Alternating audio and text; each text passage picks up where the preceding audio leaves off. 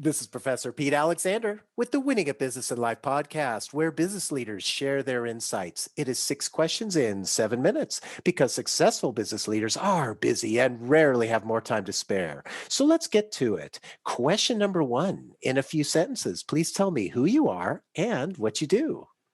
Well, I consider myself to be the connector of the unconnected and to be also the conduit of everybody else's greatness.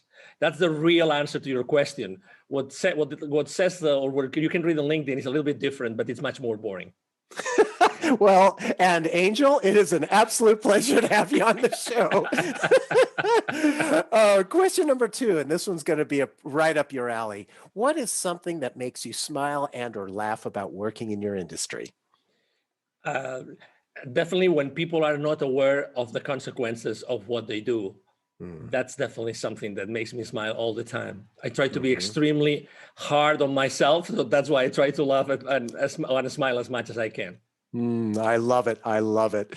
Question number 3. I have a fictitious book with all the answers for business. What chapter would you think most companies should read? Well, it would probably be chapter number 13, because it's that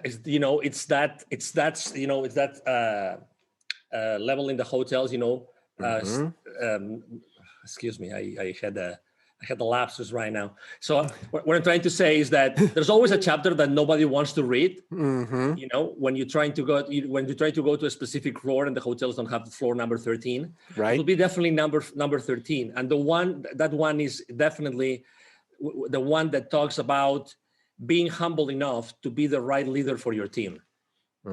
I like that a lot. And it's the way that you position that as the chapter that people don't want to read. It really is, because there's a reason that they don't. Maybe there's fear or whatever it happens to be. And, and so you really raise a great point there. Thank you for that. Absolutely. Question number 4, other than the generic work harder, have a great attitude, and care for customers, what advice or insight would you give to other business leaders? Well, that's my mantra. So it's going to be an easy one. It's take imperfect action now. Take imperfect action now. I think that we are actually raised, we grow up being too hard on ourselves, as I said before, and we have to take too many precautions in order to do something and to show this to the world. I think that to be successful, you have to start literally showing your products, your services, who you really are on a very blunt, genuine way to the world. And that's the best way to actually proof test who you are and proof test your products and services. That's definitely the piece of advice that to give everybody.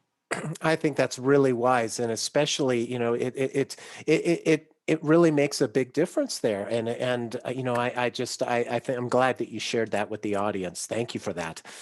Question number 5, what other business leader like yourself would you like to acknowledge and invite to be on my podcast? Well, I would definitely like to invite or to suggest that you bring Mr. 𝐁𝐵𝐿 Joffe. He has a wonderful book. Actually, I have it here.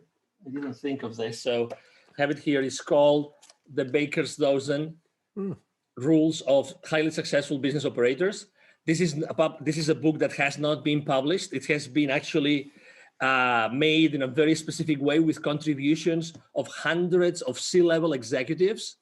So it's a very interesting book, and it's basically the legacy of Mr. 𝐁𝐵𝐿 Joffe, who has trained more than 20,000 C-level executives and business operators in large corporations in the world for the last 25 years. That's definitely my choice. Wow, thank you for that. I'm looking forward to actually reading that book, because especially if it's got contributions from all these different business leaders, you're getting a plethora of ideas, I assume, from that book. Absolutely, and he's a great guest. You'll see. Oh, wonderful. Well, thank you for that referral. I appreciate it. Absolutely. And our final question number 6. Please tell me about your first job. Well, my first job ever was when I was a kid. My father was the CEO. I was literally 12 years old. My father was the CEO of a group of companies in Spain. I'm originally from near Barcelona in Spain. And one of those companies was a fish farm. So every single afternoon, my father would drive 1 hour and a half to go to the fish farm from the headquarters of the company. And I would go with him every single afternoon in order to put trouts, rainbow trouts, inside boxes. And I would get at that time we didn't have pesos, we had pesetas, in Spain. So Mm-hmm. I would literally get a specific amount of money. Actually, it was 5 pesetas for every single box that I would, put trouts on every single day. That was my first job ever. Was I not so happy with that money that summer? Oh my God. And I'm trying to picture this because the rainbow trout and when by putting the trout in there, so were you using how were you just picking them up with your hands and putting So them in the basically, there box? would be this big container, Uh-huh. dumping all those trouts, already dead trouts, Mhm. onto this big, massive, stainless steel table, and then there will be many, many people around the table with these, white boxes that they keep that Mhm. they isolate the temperature, right? So we Mhm. would put the trouts, sideways, Mhm. so that I think it was like 22, 23 trouts per box. Again, Wow. I boxed so many trouts, right? And then, I would take them to a place, they would weigh them, and then they would put additional trouts, or they would take out trouts out of them. It would be 5 kilos per box. Oh my God. I think it's the Wow. first time ever I explained this story to anybody. Well, I love it. Honestly, It is, honestly. and the visual is so great as well. So thank you for sharing that. And Angel, thank you so much for being on the show. How can people find you? Oh, thank you very much. Very easy. Obviously, you can go to these boring places as in LinkedIn and everywhere else. But I would say send me an email. I have either myself or my team. We always have time to respond. It's very easy. It's Angel, spelled like in Angel from Heaven, and then at angelrebo.com. Rebo is my last name. It's spelled like RIB as in boy O. So it's Angel at angelrebo.com. Perfect. This is Professor Pete Alexander with the Winning at Business and Life podcast. Thanks for listening.